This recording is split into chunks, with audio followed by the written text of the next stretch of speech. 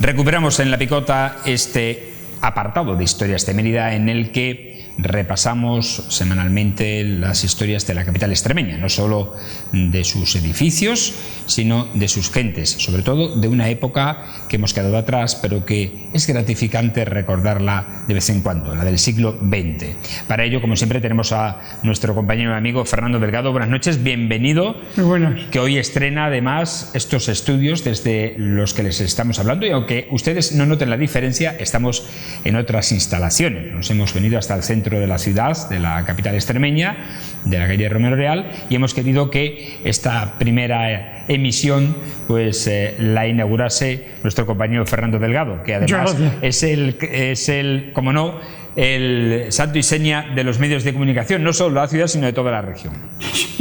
Sí, pues la verdad es que tengo yo así. Algunas veces cuando me preguntan la edad y la digo, pues está muy bien, digo, gracias a Dios. El otro día han dicho una cosa curiosa, que la vida es como un libro y cada día vas pasando una página hasta que llegues a la última. Lo que no sabemos es cómo será el libro de gordo hasta llegar a la última. Bueno, déjame decirte que a ti no solo te quedan páginas, sino todavía muchos capítulos. Espero que sí. Hoy queremos traerle hasta este espacio, y coincidiendo con el periodo que vamos a comenzar dentro de poco, la estación veraniega, que por cierto, como siempre en esta tierra se adelanta y hemos tenido una semana de calor bastante importante, vamos a hablarles de dónde se bañaban, dónde se refrescaban los emeritenses en el siglo XX, porque cabe recordar que hace 40, 50 años no había piscinas municipales, no había chalets con piscinas, o al menos no muchos, no había clubes, no había ningún tipo de instalación de las que podemos gozar ahora.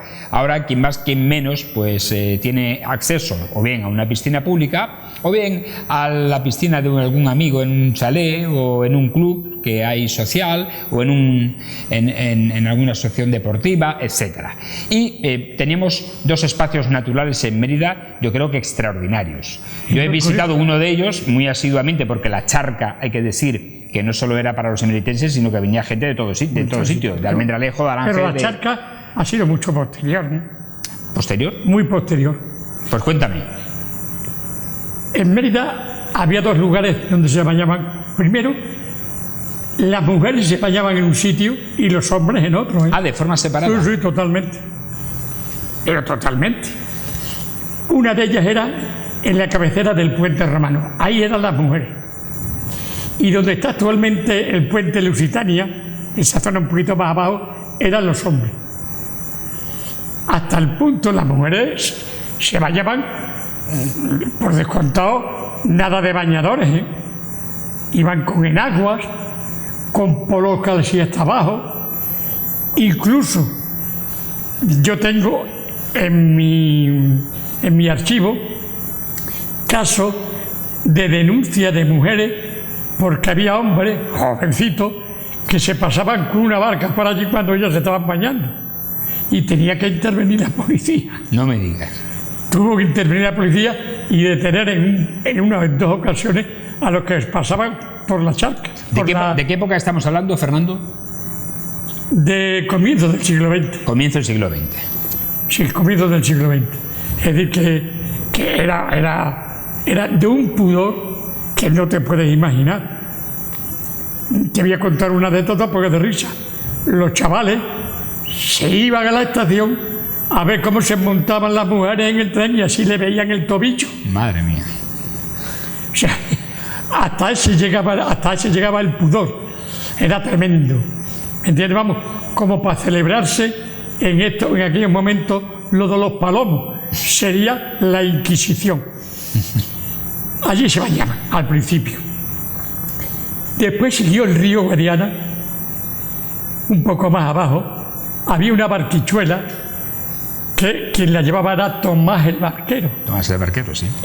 Primero era una especie de barca grande y también una especie de lancha de madera donde cabía 14 o 15. Y se pasaba el río por encima del puente de hierro hasta la otra orilla, donde había una playita. Había una playita que lo que habían eran más piedras que otra cosa. Y allí había también incluso su chiringuito con su cerveza, te ponían una ensalada, los que podían económicamente hacerlo, que no eran muchos. Y allí se bañaban en un lugar también que se llamaba La Millonaria. La Millonaria era una pilastra del puente de hierro que al tocar fondo esa pilastra no daba con el fondo y tuvieron que ahondar tanto que costó muchísimo más dinero el puente. ¿Y de ahí viene el nombre? Hasta que dieron Con piedra, con roca. Con roca. Y eso tuvieron que ponerle hierro, costó mucho. Por eso le llaman La Millonaria. Y entonces había un hueco grande al lado de la pilastra. Y de ahí yo, que he sido un insensato cuando chico, yo me he tirado del puente a la pilastra. Nos tiramos los amigos. Madre mía. Siempre de pie. Han sido muchas las generaciones que se han tirado desde ahí, ¿no? Hay muchos amigos míos que se tiraban de Valverde, no sé si un Ignacio Barrero, nos tiramos ahí de La Millonaria, abajo, de pie, naturalmente, de cabeza no se nos ocurría ninguno, porque sabíamos dónde caía. Después ya vino, por el año 50, había una pareja que iba a bañarse a Proserpina. Fíjate bien lo que te digo, una pareja. La pareja era Milagros Martínez y Alberto Liar Sausón, que se iban a bañar allí. Y el tío, el abuelo de don Alberto Liar, me hizo 3 veces, que tengo el honor de que me prologara el libro de la Guerra Civil Española, le decía, pero tú vas y no hacéis nada. Dice, bueno, que somos amigos. Dice, un hombre nunca puede ser amigo de una mujer. Ese era el momento en que estamos hablando del año 50. Después ya, Proserpina, empezó la gente ahí. Yo recuerdo que íbamos en una furgoneta que la llevaba Ángel de la Sera, padre, el padre de Angelito de la Sera, que trabajaba en los almacenes de la Sera, que era de su padre y de su tío Federico, y de Manolo, que era una DKV, ¿te acordarás tú también? Sí, una DKV. De las DKV. Sí, y ahí que habíamos 13 o 14, íbamos a bañarnos a Proserpina. Bueno, algún amigo que tenía un Seita o algo así. Y sobre todo, en el motoclub, que ya no existe, ahora hay por señalizarlo, una especie de aljibe, y cuando está ese aljibe lleno, es que la charca está al 100%. Y allí estaba la playa del motoclub, que por desgracia el motoclub ha desaparecido. Desapareció de todos sitios, por desgracia. Y bueno, su última sede lo tuvo en la calle San Juan de Dios, que te caía a ti muy cerca. Allí tenían el local debajo de mi casa.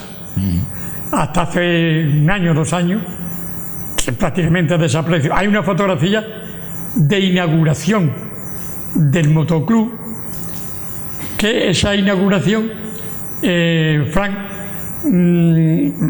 la publico yo en el libro que voy a presentar el día 17 de junio.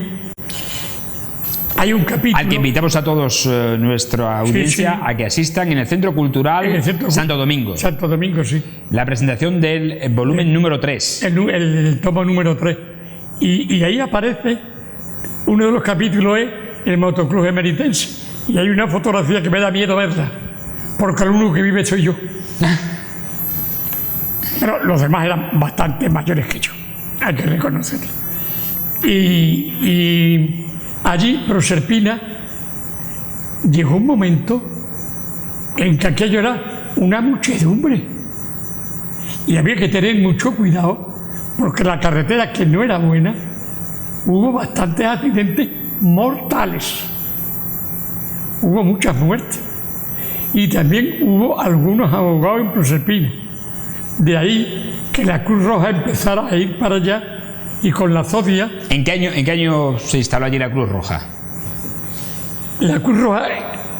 ¿Eras tú presidente entonces? La Cruz Roja empezó a principios del siglo XX. No, me refiero en Proserpina. En Proserpina. ¿Cuándo se instaló?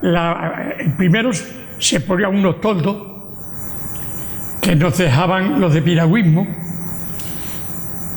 65, 70 y algo, en el 80 y 80 y algo, que estaba yo de presidente, hice la Cruz Roja, pero ya de mampostería, que para poder hacerla costaba 6 millones de pesetas y yo no los tenía, pero me pagaban la mitad el ayuntamiento y la mitad me pagaba la Cruz Roja. Y entonces me puse de acuerdo con el constructor y le dije que en vez de 6 me pusiera que eran 12 millones. Entonces con la mitad, entre el ayuntamiento y la Cruz Roja, me pagaban el 100%. O sea que la Cruz Roja no puso un duro. Ni un duro. La Cruz Roja regional sí. Sí. La de Mérida ni un duro. Y se hizo, y está ahí. Y esa sí, esa la hice yo. Que hicimos el primer eso con los periódicos, todas esas cosas que se hacen, ¿no? Y entonces, lo curioso de Proserpina es que era tanta la gente que iba que se llenaba de personas que pasaban allí la noche en tiendas de campaña. Y yo tengo fotografías, curiosamente, que hay gente bañándose con ovejas. Hemos visto antes las imágenes de las ovejas, efectivamente, de la gente con las ovejas que estaban allí bebiendo. Sí. Esa era la época en que yo estaba de presidente. O sea que Proserpina hacía de baño y ahí la tenemos la fotografía, y de abrevadero, ¿no? Y de abrevadero, sí. Es que Proserpina tenía 20 hectáreas de agua. La charca de la Albuera era una charca, 20 hectáreas. Ahora tiene 200. Y eso era de los Pachecos, la totalidad. Pero claro, aquello, al expandirse, al levantarse más la presa, que es por lo que Feijóo dice que la presa no es romana, y es tan romana como Santa Eulalia. Y además se ha demostrado por personas que incluso uno de los tapones, que es de madera, de abajo del todo, cuando se vació, se hizo la cata y era de cal y canto, que después hice yo un programa que se llamaba Cal y Canto. Y lo que tenían el acueducto romano de los Milagros, Proserpina, era más baja, pero era romana, naturalmente. Prueba de ello es que a pocos metros está la recogida del agua, digo a metros. Luego de allí iba por culpa de nivel por la Sierra de Caría hasta llegar arriba al acueducto romano de los Milagros, y se recogía de ahí y de otros sitios más para llegar el agua a Mérida. Y los baños en Proserpina venían de toda Extremadura, ¿eh? Fue un momento en que le llamaban el mar de Extremadura, y allí se hacían regatas. Se podía montar en barca, se podía montar en zodia, se podía montar en barcas grandes, y se pasaba muy bien porque empezaron a surgir los famosos chiringuitos. Sí, y el primero era el de Lachón y Alfonso, eran dos chiringuitos entrañables y que se portaron muy bien con la Cruz Roja porque les daban bocadillos para ellos. La Cruz Roja ha sido siempre allí el principal auge de sábados y domingos, claro.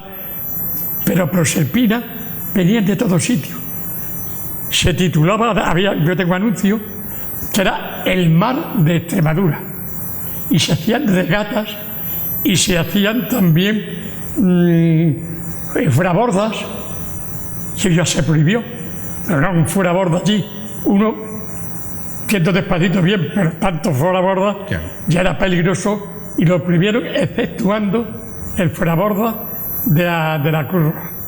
Y hubo un momento, además, que en Proserpina, bueno, lo hemos comentado ya con Antonio Vélez, debido a un proceso de eufratización, se tuvo que vaciar, ¿no? Fue a principios de los años 90, creo recordar. Sí, aproximadamente, sí. Y se vació. Sí, se vació totalmente. Aquello fue una pena.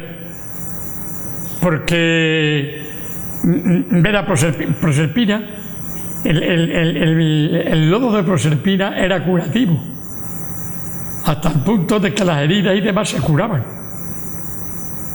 por el moho que había allí, por el fango. Claro, al quitarse todo eso, hombre, le ha dado muchísima más capacidad de agua a Proserpina, pero limpiarla costó años de pérdida y sobre todo la gente ya no volvió a Proserpina con esas ganas. Ya no volvió, ciertamente. No, ya después de aquello, hombre, ha aumentado muchísimo la población, que hay que hacerle bastante más caso a la asociación de vecinos de Proserpina, porque sí, Proserpina en algunos sitios está horrorosa. Fernando, lo que sí proliferó a partir de entonces fueron los chalés, ¿no? Las viviendas. Sí, tiene que tener en cuenta que yo creo que en Proserpina puede haber muy cerca de 1000 chalés. 1000. O sea, que posiblemente hay muchas barriadas que no tengan tantas viviendas, y ya hay muchas viviendas, muchas, que viven permanentemente todo el allí, año. todo el año. Hombre, con el paseo perimetral le ha dado mucha visión. Lo que le ha cortado el paseo perimetral son las playas, que antes había unas buenas playas y ahora ya no tantas. Pero sigue la gente yendo. Los chiringuitos hicieron, a ver si me recuerdo, 1, 2, 3, 4, 5 chiringuitos. 2 han desaparecido, por desgracia. Y eran chiringuitos buenos, que los inauguró Ángel Calle. Lo recuerdo eso perfectamente. Se preocupó de ello. Sí, porque antes hay que recordar que los chiringuitos estaban hechos de otra manera. Eran de latas y de tablas y cosas de tablas, ¿no? Sí, sí. Pero la gente iba. Sí. Porque la Chongo Alfonso tenían siempre pescadejos, buenas raciones, eran baratos. Que la gente iba mucha gente. Y ahora actualmente, pues la gente va todavía a Proserpina, pero la gente que más aprovecha de Proserpina es la gente que está en Proserpina. Pero curiosamente, en un tanto por ciento de un 80%, que ya es bastante, quizás por lo menos, tienen piscina, entre los que yo me encuentro. ¿Querrás creerte que por tener yo piscina pago el catastro? Yo pago por mi piscina el catastro, como zona deportiva. Pues si la zona deportiva es para mí, no para nadie más. Ahora estamos controlados. Vamos, no yo. Sí. Todos. Ahora te hacen una fotografía aérea y si haces una piscina rápidamente, pasas por caja. Pero además, el dron, por desgracia, está bien, que se cobre. Pero en mi casa, por ejemplo, que tengo muchísimas terrazas, como cogen de arriba, las terrazas están cubiertas y me las cobraban porque menos mal que en casa tengo arquitecto y tengo abogado, hicieron ya el recurso y me quitaron lo que pagaba de terraza, que pagaba también como si fuera zona deportiva. Sí. O sea que, en fin, bueno, Fernando, volviendo... Se paga el doble en Proserpina que en Mérida, más del doble, y tienen menos servicios que Mérida. Volviendo al tema, eran muchas las personas, era diferente la forma de disfrutar el agua, de refrescarse en aquel momento, sí, y se disfrutaba más de los espacios naturales, pero sí es verdad a que mí me da pena, tú has dicho antes que se corría mucho peligro y se han producido muchas muertes tanto en el río como en Proserpina. El río Guadiana, que ya la gente no se puede bañar porque el río Guadiana, como los vertidos sólidos de Extremadura que pasa el río Guadiana, vierten en el río y el río ya no se ven las piedras. Sí. Antes decía agua corriente no mata a la gente porque podías beber, Ahora tú bebes del agua de Proserpina y al día siguiente estás en la UCI. Así es, han cambiado las cosas. Fernando, muchas gracias por estar aquí en este espacio de historias de Mérida que repasamos el siglo XX. En inaugurar esta querida televisión de Fran, que ya estamos en el centro de Mérida y que eso va a repercutir muchísimo en todo en verla mejor, porque ya es de alta definición y sobre todo que llega ya a todos. Y suerte, vista y a la televisión. Muchas gracias, Fernando. Volveremos con él en próximos programas de Historias de Mérida aquí en Televisión Extremeña. A ustedes les deseamos un feliz fin de semana, esperando que compartan con nosotros su tiempo a través de esta su casa. Buenas noches y sean felices.